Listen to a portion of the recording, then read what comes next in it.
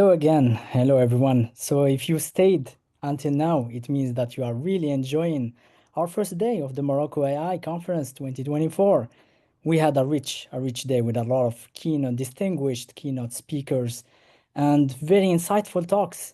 And now, last but not least, of course, we have our last keynote speaker of today, Mohammed ElFatih MohamedKhair from Google Research, and he's actually from Sudan. So, مرحبا بك Mohammed ElFatih. So Mohammed ElFatih is a research engineer at Google Research Ghana. He's a software engineer there dedicated to leveraging machine learning for societal benefit. He primarily works on using AI to assess damage from natural disasters such as floods and others. Prior to this, he completed a master's degree in machine learning from the AMI program. So the AMI program stands for African Masters of Machine Intelligence. And actually, I've been in Indaba last September, and Mohammed ElFatih was there also. I met a lot of bright students from that master's. Some of them were Sudanese. So I'm just saying hi to our brothers and sisters in Sudan. Probably some of them are watching us also today. Mohammed Fatih gained valuable experience through successful AI internships at the startup AI Explain and as a research engineer intern with Google DeepMind, especially in the Google DeepMind applied language team. While he has a general interest in science, Mohammed Al-Fatih is particularly passionate about mathematics and algorithms and practical applications in the real world. Thank you a lot, Mohammed Al-Fatih. We are really delighted to have you with us. And yeah, I'll let you the floor. Thank you so much for the introduction.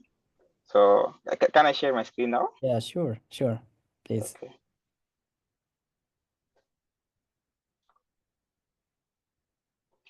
Okay, so good evening for everyone. Thank you so much for having me today. My name is Mohammed Fatih and I'm a software engineer at Google Research. I'm mainly working on using AI and machine learning to develop projects with a social good focus. And today I'm going to present to you how AI is used for disaster response under a project called Sky. So first, I will start with some motivation and introduction to the critical problem that we want to solve in the disaster response field. Then I will give more detail about the solution that we propose and how it addresses the challenges of the problem. After that, I will talk about real world case scenario where the solution has been deployed in actual disaster. And finally, I will conclude with some final remarks and open the floor for questions. Okay. So natural disasters are devastating reality of our world. Earthquake, hurricane, wildfire, they cause an immense suffering for people across communities. And to put this into perspective, in 2017 alone, United States of America experienced 306 billion US dollar worth of damage. And it's not just the financial cost, but also the human impact is a lot. So every year, 20 million people are displaced away from their home because of this natural disaster. In the aftermath of the disaster, crisis responder, they race against time to provide aid and support. And a crucial step in the process is to conduct damage assessment. Why? Because damage assessment gives the vital information about the extent of the destruction and gives a crisis responder a feel of the need of the communities. However, the traditional way for doing this damage assessment involves teams on the ground surveying area, and this is time consuming and takes a long time, sometimes weeks and it can reach months. But most of the important response decisions, such as allocating resources, deploying emergency shelters, must be taken within the first few days of the disaster. But waiting for the assessment to complete, like waiting weeks or months, is not an option here. So our goal is simple yet ambitious. We want to revolutionize the post-disaster assessment. We want to dramatically increase the speed, the accuracy, and the coverage of those assessments. Why this is so important? We believe that faster and more accurate assessment translate to a quicker response time and more effective use of the resources. So that's the goal of the sky, is to utilize machine learning to perform those damage assessment. So I hope that I give enough motivation for the work that we are doing. And now let's talk about the methodology. So we first start by retrieving images, and these are satellite images for before and after the disaster. Then we detect most of the building in these images with the aid of some footprint dataset, and we mainly use the open building dataset. And to give a sense of the numbers of the building here, in a large-scale dataset in an urban area, the number of buildings can reach 100,000 or even millions.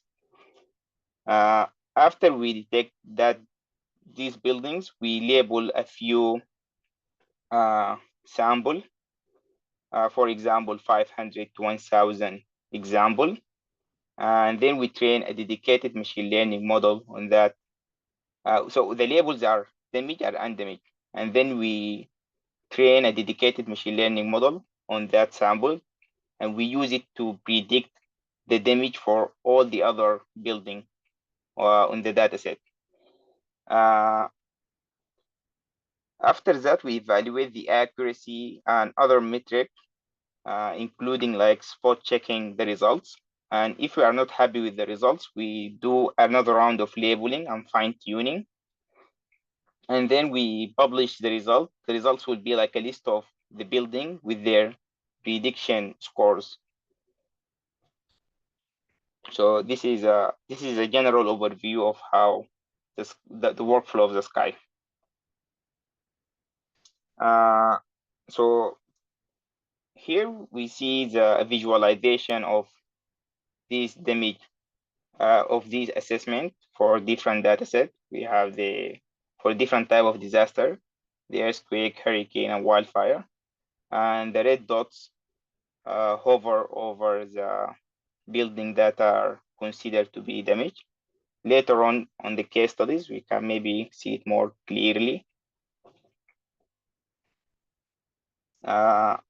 Also here on the left side, the left image represents a manual assessment that was conducted for the fire that happened in Santa Rosa in 2017. And on the right, this is the assessment that is generated by the sky. And it is so similar to the manual assessment. Before I move on, I want to emphasize that the sky is open source project, and all our code is available on GitHub, and contributions are welcome. So if you are interested in the tool, you can actually access the GitHub by scanning the QR code on the right. Maybe I will wait for maybe a few seconds to do that for you to scan it.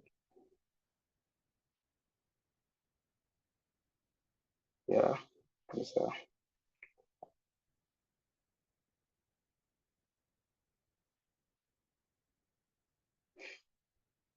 Okay, so we can continue. Also, as the sky is committed to make a real impact, we partner with some many organizations that ranges charities, government, intergovernment organization. We work closely with Give Directly, the UN Global Pulse, the World Food Program. So we find it's really important to combine the technological advancement of the AI, of Sky with their on-the-ground knowledge to make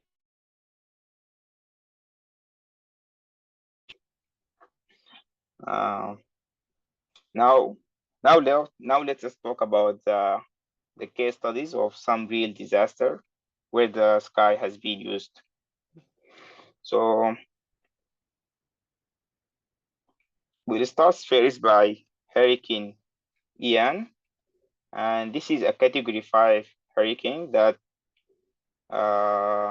impacted the western coast of Florida in September 2022.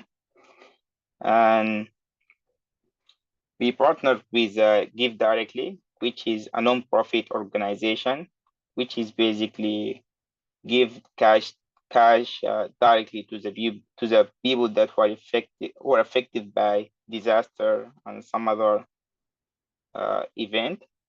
And the goal here is to identify the low-income neighborhood to help with the distribution of this aid. With the use of the Sky assessment, Give Directly managed to distribute all of their cash within 9 days and achieving a record time for that organization. And to give a sense of the scale, the whole area that was assessed is more than 1,000 miles square, and the number of buildings in that area is around 400,000 buildings, and out of which 68,000 is detected to be damaged, which is 60%. And to get that achievement, we use satellite imagery from NOAA. Also here, the closer look at one area. And if you can see at the red dot points at the building that are believed to be damaged.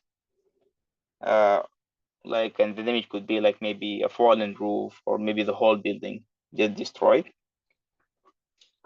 So this is for the Hurricane Ian. The next case study is a flood that happened in Libya last year in September. I think the cause of this flood was a dam was get destroyed, and a flood in the city of Derna, huge flood, caused a lot of caused like 40,000 people to get displaced. And the scale of this disaster in the city, I think we assessed around 24,000 buildings, and we estimated like around 30% to be damaged. Most of the damage is just concentrated around where the dam is. And here is also a comparison of the city before and after the disaster. And also you can clearly see the red dot being pointed at the places where the building really just get destroyed.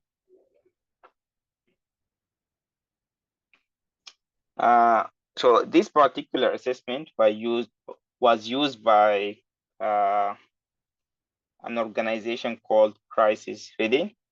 They publish it in their website and use it to produce map to be used by their network crisis response organization. They also identify some critical buildings such as hospital and schools. And yeah, that actually it can be found online.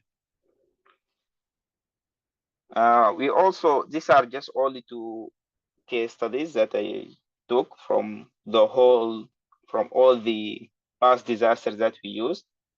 We assessed recently we assessed the Hurricane Helene and Milton that happened this September.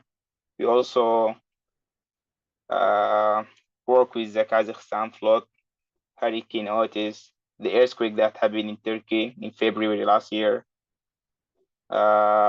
and the list goes on. So I will stop here, and if there is any question about anything. Thank you very much, Mohammed ElFatih. Very interesting presentation, and thank you for letting us know about Sky. Also, open source in Sky. This is a very interesting, also fact. Can you please just stop your screen so that we are visible? Maybe yes. Now it's better.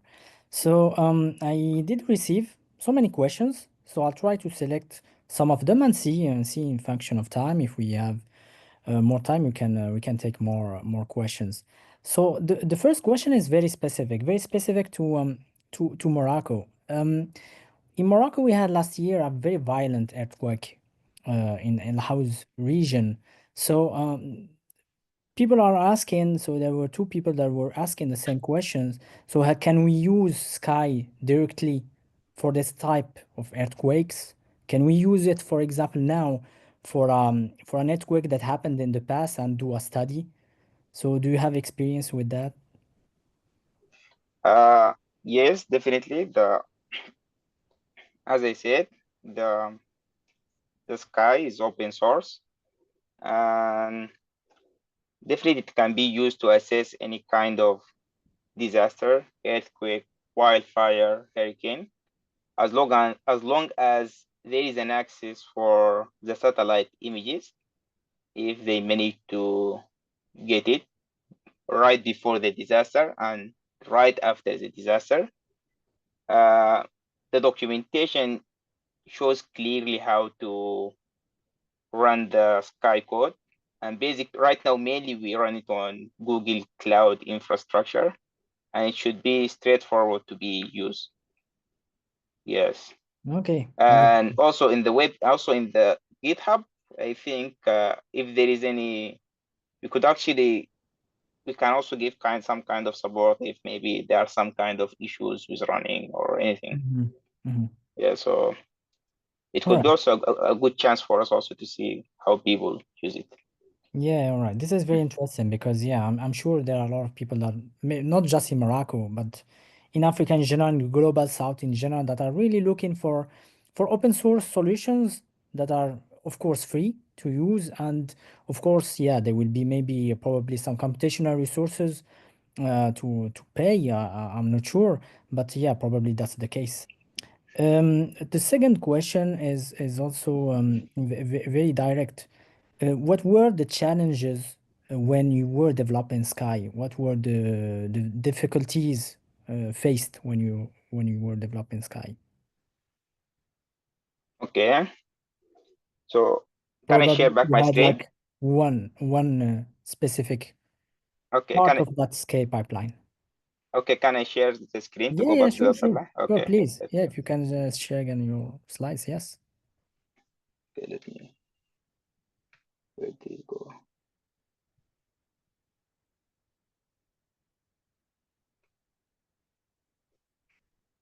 Okay, so can you see it?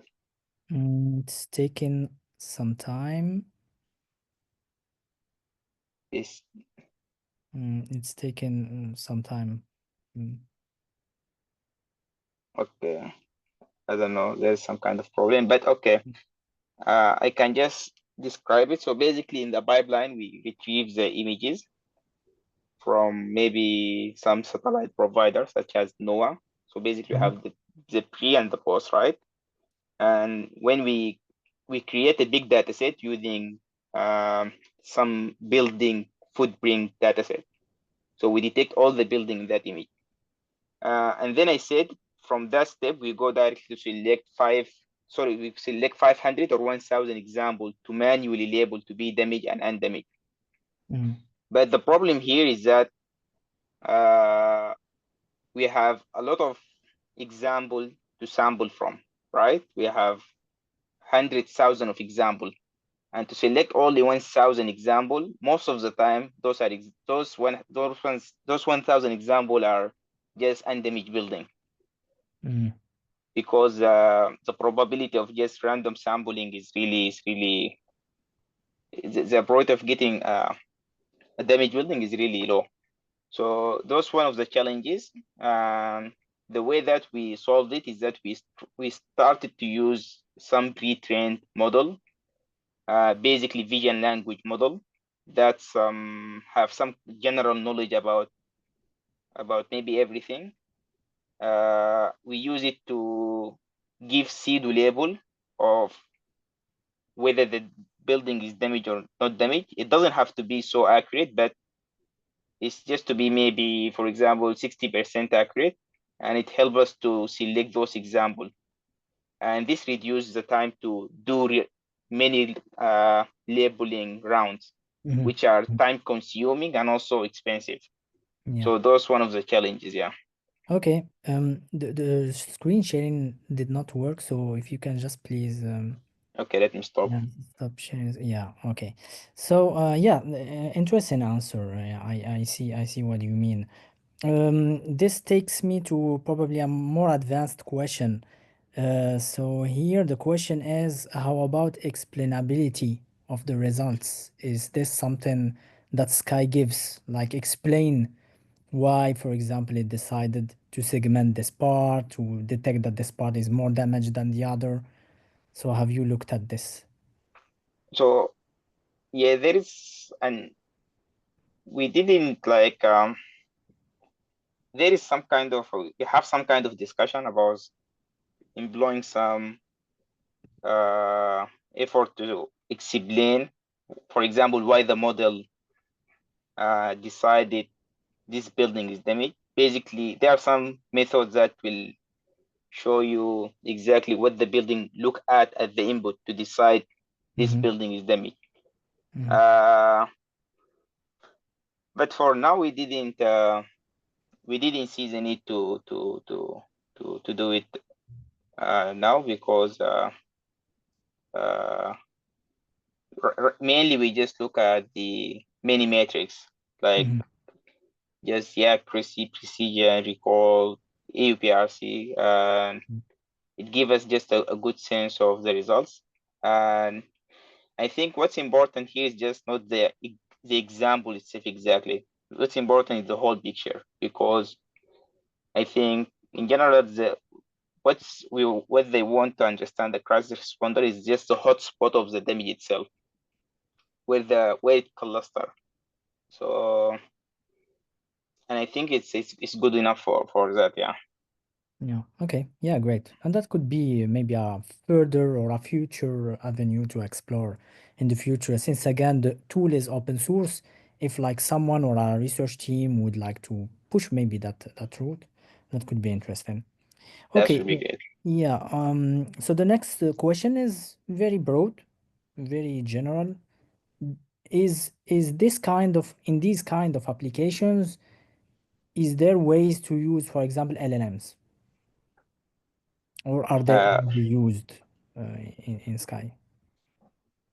so we are not using LLMs exactly, but we are using in the previous question of the challenges, I said we are using vision language model. Mhm, mhm, So we we use the language model to just give uh, to embed some kind of text, to give the embedding of the text. Basically, the text, it will be damaged or undamaged, or description of what is damaged and description of what is undamaged. And then we use the vision part to encode the image. And then we compute the similarity. If the similarity between the image encoding is similar to the description description of the damage, then we conclude the CD label is more likely to be a damage example.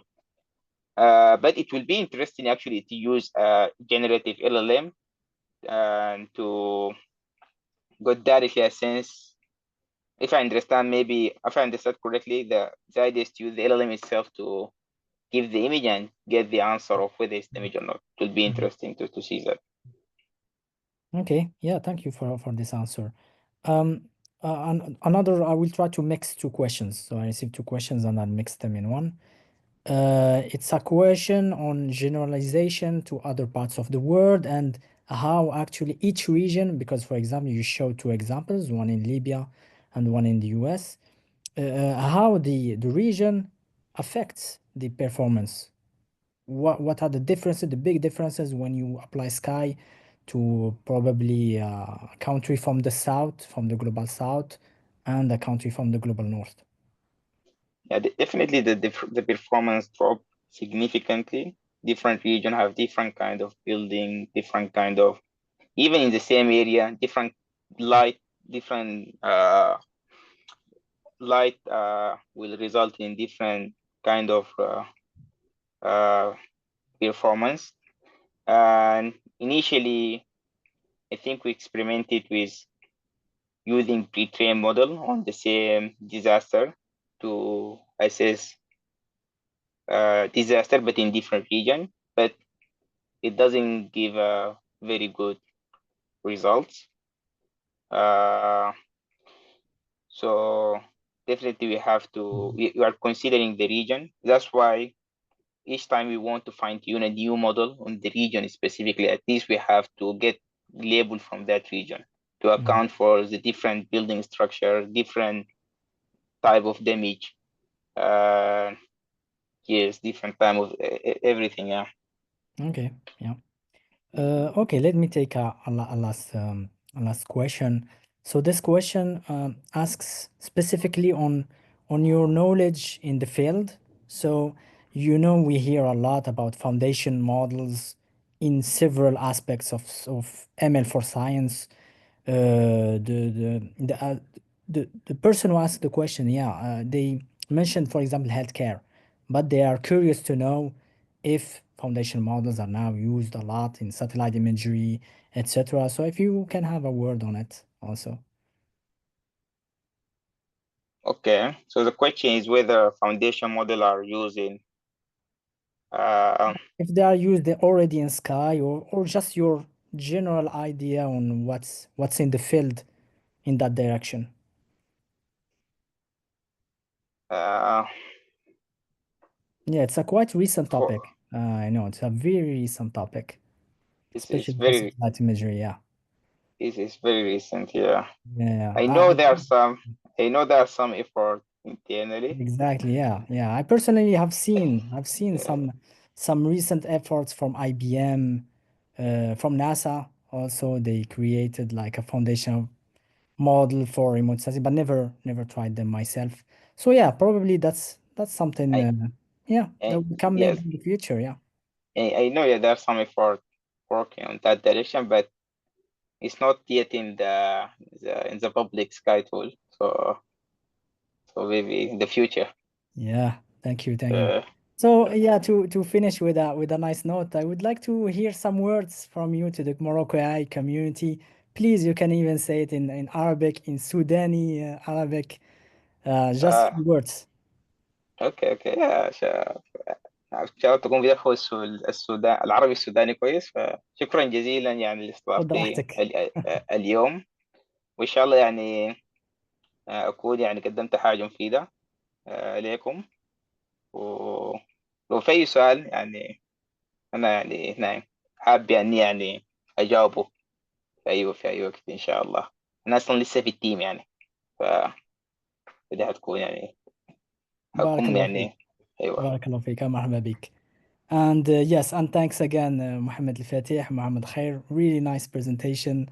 I enjoyed it myself, and I hope all the audience did enjoy it too. And thanks, of course, to Google, our sponsor for this year conference. So Mohammed ElFatih is actually working in Ghana, in Accra, in the Google Research Office.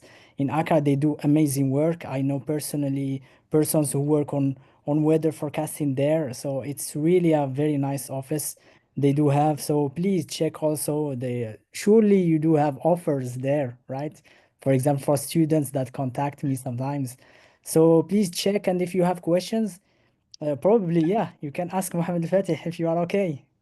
Yeah, definitely. And I think we have some student researcher position these days. So Great, check it out great, on the website. Yeah. amazing. So yeah, thank you all for staying to the end of this first day. And yes, let's meet again tomorrow for the second day of the Morocco AI conference. So until then, see you tomorrow. Bye bye. Yeah. Bye.